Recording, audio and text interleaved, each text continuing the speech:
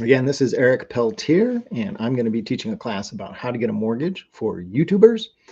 And we are going to start pretty much now. It's 5:01. Let's do this. If I can switch my windows sufficiently. Okay. Good evening. Thank you for joining me on this live infotutorial about mortgages for YouTubers, influencers, creators, and internet personalities of all types. I'll lump these many jobs together as interneters, lovingly. Why do I provide this class? Because knowledge is power, and I want that knowledge in your hands so you can make good decisions. People who make their living on the internet are a huge and growing job class, and they're underserved. They're probably underserved because there's people who don't think it's a real job. They wonder where the money came from. Where was it 20 years ago, and why does it exist today? Excuse me, newsflash, the new advertising industry is the interneters. The only way to have your product seen is to have it pop up in a Mr. Beast YouTube video or TikTok or whatever it is. And so that's where the advertising dollars are flowing right now, in through the YouTubers and internet or TikTokers, internet personalities, creators, all of those people. Why do I know a little bit about this? Because I've been lending to self-employed people for 23 years.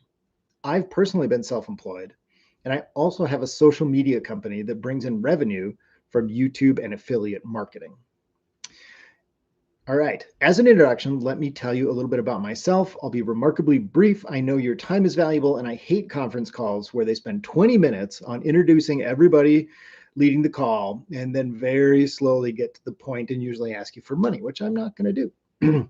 I grew up in Minnesota. I got a civil engineering degree at the University of Minnesota, got married in 1999, moved to Colorado in 2000, switched to mortgages in 2003, had my own mortgage company for 5 years, adopted 4 awesome kids from China, and now I'm talking to you about mortgage solutions.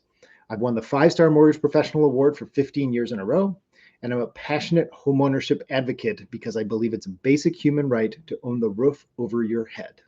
I hope that was short enough. Moving on, housekeeping. My NMLS number is 279038. My employer's NMLS number is 1820, and we're an equal housing lender. Reminder, I'm not an attorney or a CPA, but if you have any kind of mortgage question, please type it into the chat.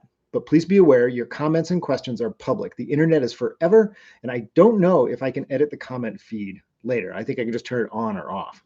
If you misbehave, I will report you to YouTube. At the time of this recording, August 27th, 2025. I'm licensed to do business in Colorado, Minnesota, and Arizona. More states added soon. But I think you'll find the advice I give here applicable in mortgage lending all over the United States. I do this infotutorial every 2 weeks, so tune in again to ask more questions. I will not be answering questions like, what is your rate? Or what do closing costs add up to? Because those are always specific to you, your property, your state, etc. They're also trigger terms where I would have to add tons of fine print and hieroglyphics to this video if I started talking about those items. We're talking guidelines and strategy today, not rates. I'm going to close my office door. Hold on a sec.